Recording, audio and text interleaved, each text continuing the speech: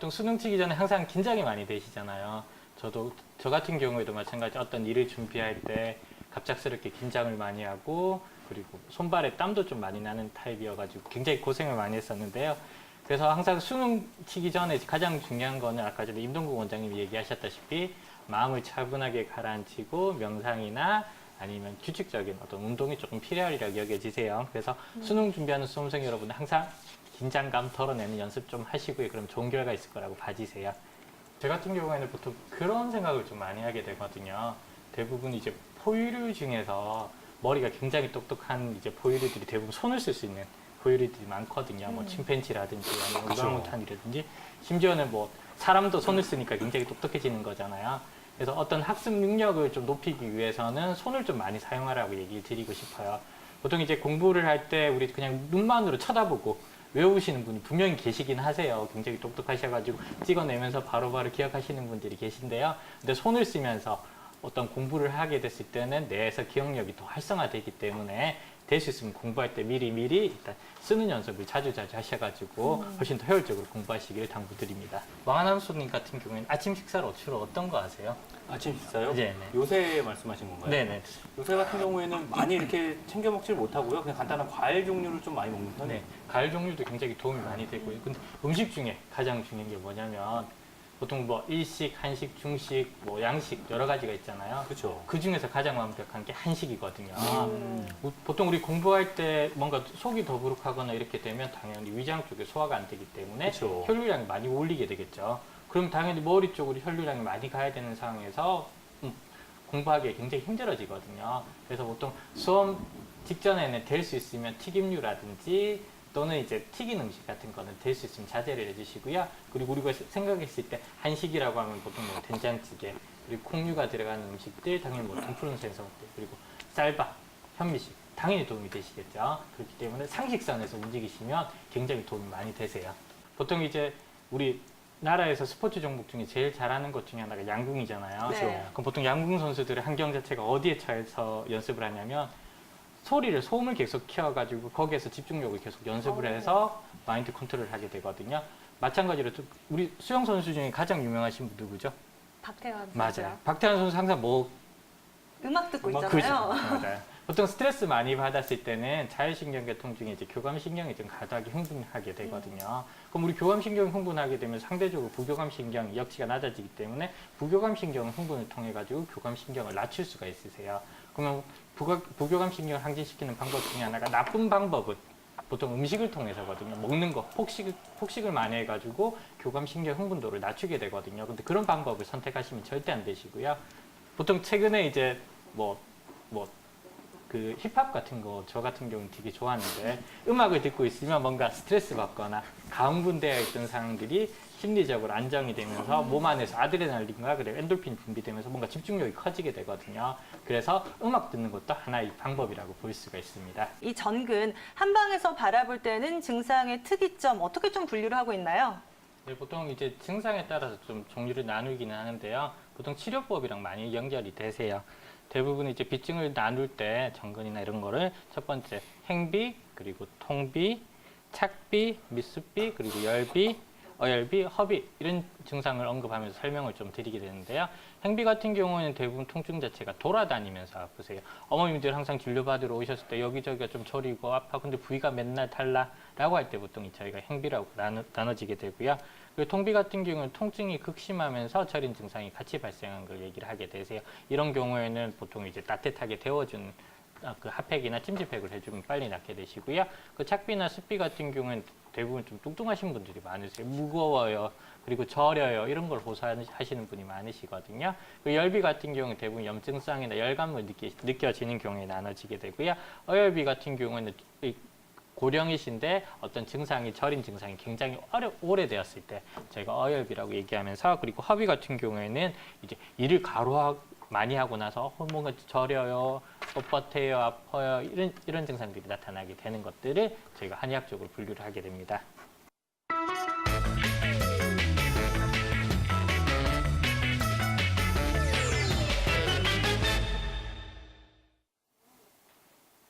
네, 안녕하세요. 건강한 의사 건강꿀팁 홍순박 원장입니다. 오늘 소개시켜드릴 내용은 이제 여성분들한테 자주 다발하는 자궁 내막증이라는 증상이 있습니다. 보통 자궁 내막증이란 이제 자궁 내막의 손 조직과 기질 조직이 자궁 위에 이제 퍼지는 증상을 얘기를 하게 됩니다. 그럼 자궁 내막증은 이제 자주 발생하는 부위가 나눠지게 되는데요. 첫 번째, 이제 복막 부위에 많이 퍼지게 되고요. 그리고 두 번째, 이제 난소 쪽 관련된 부위 쪽에 많이 퍼지시고요. 세 번째는 이제 더글라스와라고 자궁과 직장 사이에 그 부위 쪽에 많이 발생하게 되세요. 사진에서 보면 이제 검은색의 점 같은 것들이 보이게 되실 건데요. 보통 자궁 내막증을 건파우더 타입이라고 얘기를 하거든요. 대부분 진단상 할 때는 복강경으로 정확하게 진단하게 되게 됩니다. 그리고 세 번째, 자궁 내막증의 이런 발병 원인에 대한 얘기들이 굉장히 많이 있는데요. 정확한 원인은 밝혀지지는 않았습니다. 하지만 여러 가지 원인들을 그 가설을 세워서 설명을 하게 되는데요. 첫 번째는 자궁 내막증의 발병 원인이 이제 생리혈의 역류가 아닐까에 대한 내용이 있고요. 그리고 두 번째는 이제 그 상피하, 자궁 내막 조직의 어떤 일정 부분 변화에 의해서 발생한다라고 보게 되고요. 세 번째는 이제 호르몬의 영향이 있다라고 얘기를 하게 되세요. 그리고 네 번째로 이제 산화 스트레스와 염증과 관련된 반응, 그리고 다섯 번째는 면역 기능 이상, 그리고 여섯 번째는 세포 사멸사의 어떤 그 억제가 되기 때문에 발생한다라고 보게 되고요. 마지막으로는 유전이 원인이지 않을까에 대해서 제시가 되고 있으세요. 그러다 보니까 국내에서는 이제 자궁 내막증과 관련된 연구가 활발한데요.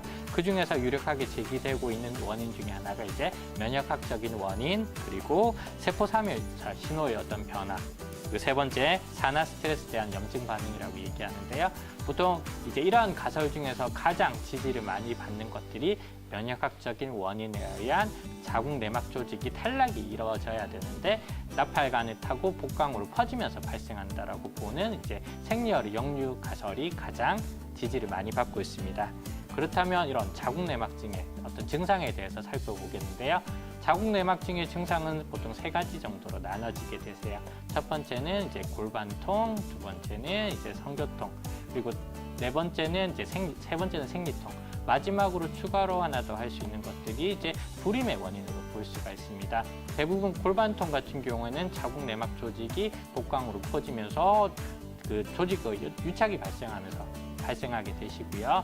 생리통 같은 경우에는 대부분의 여성분들이 생리 첫날부터 한 3일 정도 지속이 되는 데에 비해서 자궁 내막증이 있게 되면 24시간이나 36시간 전부터 생리통이 시작되어서 생리가 끝난 시점까지 지속이 된다든지 또는 이후에까지 또 발생하는 경우가 많으세요. 그리고 성교통 같은 경우도 마찬가지시고요. 그리고 보통은 불임의 어떤 원인이 되게 되는데 자궁 내막증 관련된 부분은 착상을 방해하기 때문에 결국엔 불임의 원인이 되게 되세요. 그리고 다섯 번째, 그렇다면 이제 자궁 내막증 자가 진단은 어떻게 나눠지느냐? 자, 표를 보시면 이해하기 쉬우세요. 방금 전에 설명드렸던 이런 성교통, 그리고 골반통, 생리통, 나머지 어떤 증상들이 있다라고 하면 간단하게 이제 산부인과 가셔가지고 검사를 받으신다면 정확하게 진단이 가능하세요. 마지막으로 그렇다면 자궁 내막증의 한방 치료는 어떻게 접근을 할까? 자궁 내막증 관련된 한방 치료 같은 경우에는 증상의 어떤 기간적인 치료가 좀 많이 필요하세요.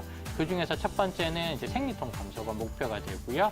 두 번째로는 이제 불임 예방, 그리고 한방 치료를 통해서 재발 방지까지 나아가게 되세요. 그러면 한의학적으로 진단을 어떻게 하게 되냐면 첫 번째 기체혈허, 두 번째는 이제 기여혈허, 세 번째는 이제 한응혈허, 마지막에는 이제 열을 어절하는 표현을 쓰게 되는데요. 기체랑은 어저는 이제 스트레스성으로 발생하는 어떤 자궁 내막증 증상과 관련이 있으시고요.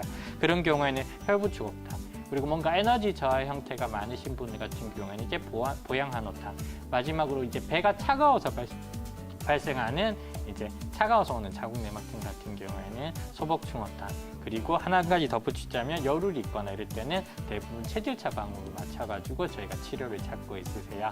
그래서 항상 자궁 내막증은 누구나에게 발생할 수도 있고요. 대부분 여성분들이 많이 가지고 있는 질환이기 때문에 가까운 산부인과 그리고 가까운 한의원 내원하셔가지고 진단 및 치료를 이어가시기를 당부드립니다. 이상 건강한 한의사 건강꿀팁 홍순박 원장이었습니다.